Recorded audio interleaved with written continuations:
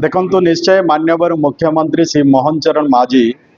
एवं मान्यवर स्वास्थ्य मंत्री डॉक्टर मुकेश महालिंग को मो बहुत बहुत धन्यवाद देवी एवं सेमान नवरंगपुर जिला तरफ मो तांको कृतज्ञता जनाऊँगी एथिपाई कि सेमाने आसंता 13 तारिख रे हेलिकॉप्टर जगे नवरंगपुर जिलार मंडई पड़िया रे सेमाने अवतरण करिवे एवं बहु प्रतीक्षित जे नवरंगपुर जिलावासी जो दाबी थिला जे नवरंगपुर रे मेडिकल कॉलेज स्थापन करिवा किंतु आज मान्यवर मुख्यमंत्री मोहन चरण माझी एवं मान्यवर स्वास्थ्य मंत्री श्री डॉक्टर मुकेश महालिंग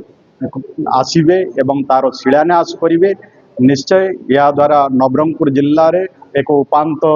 जिले में स्वास्थ्य सेवा क्षेत्र में निश्चय ये अंचलवासी तार सुविधा पाइबे एवं ता सहित भी मान्यवर मुख्यमंत्री अनेक किछि नवरंगपुर जिलार विकास पाई अनेक किछि प्रकल्पर से शिलान्यास देवार कार्यक्रम भी रही। तेणु मान्यवर मुख्यमंत्री बारंबार नवरंगपुर जिला को आसुचंती एवं नवरंगपुर जिलार विकास पाई चिंता करुथिबारु एभली मुख्यमंत्री एक महान कार्य नवरंगपुर जिला पाई करुथबा कारण नवरंगपुर जिलावासी तरफ आमे तांको बहुत बहुत धन्यवाद जणाऊ।